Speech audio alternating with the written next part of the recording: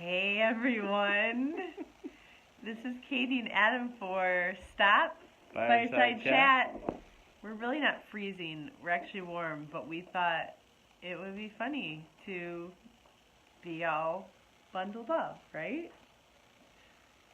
Hey Mary, how are you? Hey Mary and Jerry. First of all, you love to say that, I don't do. you?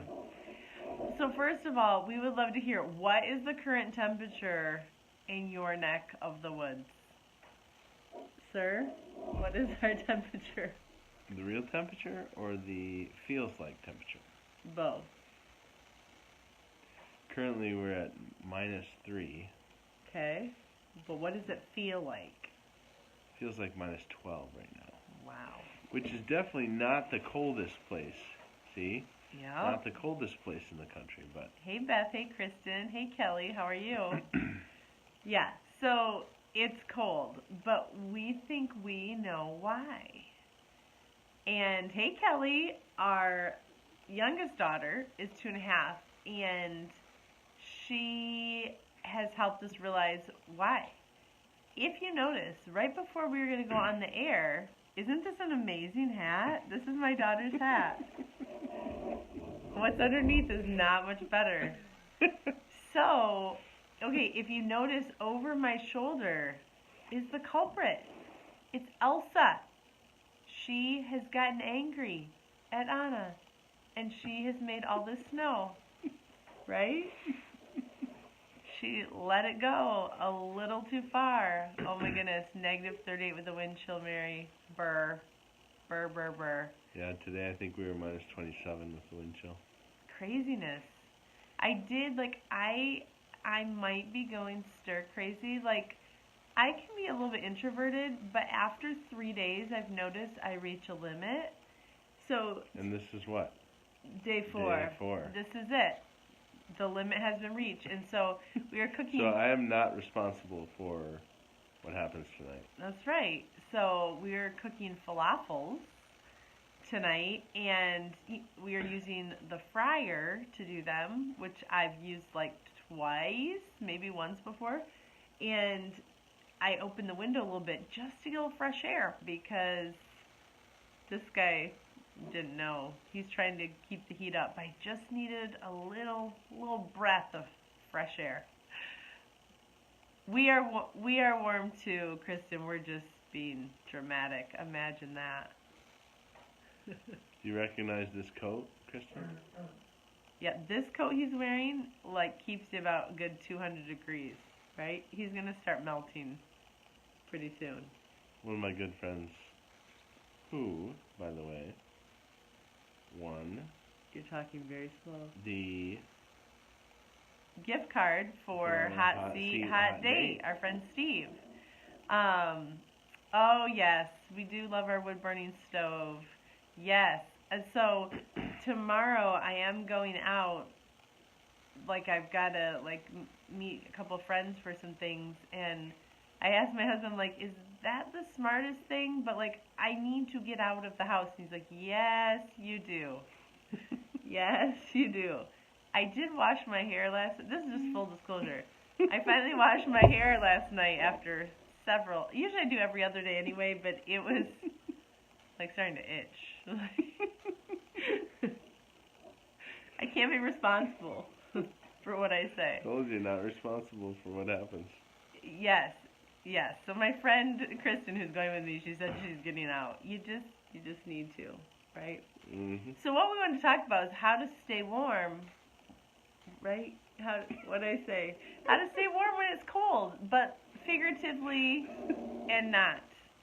Because there's sometimes in your marriage where maybe you're frustrated with each other, or maybe you're going through a hard season, and the last thing you want to do, I'm going to sneeze here, so you might want to take over. The last thing you want to do sometimes is snuggle up, right? In those times where life is hard. But my husband shared a great article with me today that we put in the Hammock Time Hangout Hub. So if you're not a part of that, be sure to join that. But it talked about, we do have a teenager on the couch here, so, but it talked about sometimes, the last thing a woman would want to do when there's hard times is cuddle up and get warm, if you know what I'm saying. But for, she's plugging hers. She also knows what you're saying. I know. But sometimes for guys, like their way to get closer is to literally get closer, if that makes sense. Hopefully you're reading between the lines. You just have to go read the article. Right. On the Hammock Time Hangout Hub. But it's good. It was a good article of just, yeah. And not that that's the only way you can keep warm, but, you know, keeping your marriage warm can look a lot of different ways. But it takes intentionality. You know, we had a good talk, I don't know, a couple weeks ago, heart to heart, right?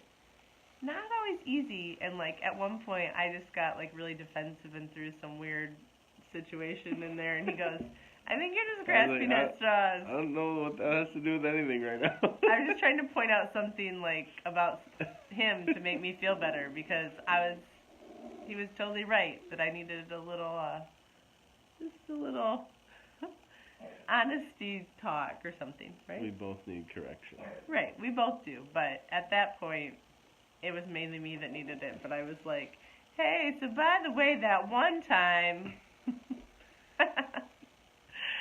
Oh, good. See, Beth knows what I'm saying. I'm grateful, Beth. I'm grateful. Beth, I was talking about...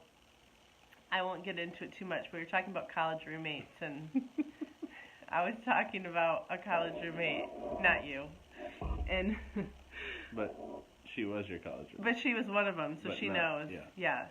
And the kids were just getting wide-eyed, like, what? Because they were nervous. That's how it started. They were nervous about what their college roommates were going to be like, and I was like, I had great college roommates. I'm like, well, you know, I won't go into it, but you know what I'm saying, Beth. You read me, right? Anyway, carried on. How else can you stay warm when it's cold? Layers. Well, not literally. Like, if you're having a hard time in your marriage, or if you're facing something hard together, and I was going to say you're in a desert, but that doesn't really help. You wouldn't want to stay warm in a desert. Hey, Jen, how are you? Yeah. Any other ideas? Intentionality? Yeah. Open and honest, transparency.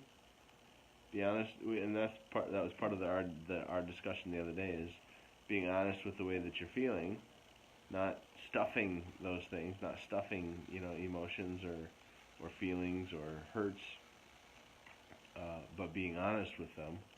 And you know, we can't, you know, in our grieving process, grieving is okay, but we've got to move forward. We can't stay stuck. Sometimes we stay fixated on a specific thing, and the devil kind of just uses that thing to keep us from moving forward whether that's in our relationship with the Lord or in our relationship together. If he can keep us fixated on that one thing, then we're not going anywhere. And we need to. Sometimes those things take longer, but we need to be moving towards healing and reconciliation and forgiveness. Yeah. Hey, Brenda. And Kristen's admitting she's a stuffer. We all do. Yep. And I think, too, when we do Some more that, than others, but, yeah, I think when we do that, then, I don't know, if you're like me, then it all blows up into this glorious display. Not really glorious. You know, and I think sometimes... But it's a display. But it is a display. I think sometimes, too, it feels easier. Can you take me seriously with this? No, I'm winking just going to say, you. I have a really hard time taking you seriously. Laughter is a great thing to do. Is, yeah. But I think sometimes we ignore, like, things, too. Or, like, you hurt me in this way, and so we, like, withdraw from it, but then it creates distance between us. You know, sometimes it's like, oh, like, again, not every nitpicky thing. Because, like I told you guys before, like, I see the lens through, like, everything should be perfect. And then, surprise, I'm constantly disappointed that it's not. But if I'm pointing out every single thing that's bothering me, that gets really tedious. But, you know, yes, there's some things we let it go. Couldn't resist. No. But we still need to do Hammock Time the musical, right? But we should have somebody watch back all of the things that all the music, all the singing that's been on these, and compile and make a compilation of all the with singing. the little beatboxing. Mhm. That'd be amazing. Anyone up for the challenge? Where's Tara and Audie. Yeah, I know there are, and Michelle. Michelle, that's too. right. Anyway, they used to do really funny hashtags on the show. Yeah. But what I was gonna say too. Obviously, we don't point out every single thing that bothers us all the time, you know.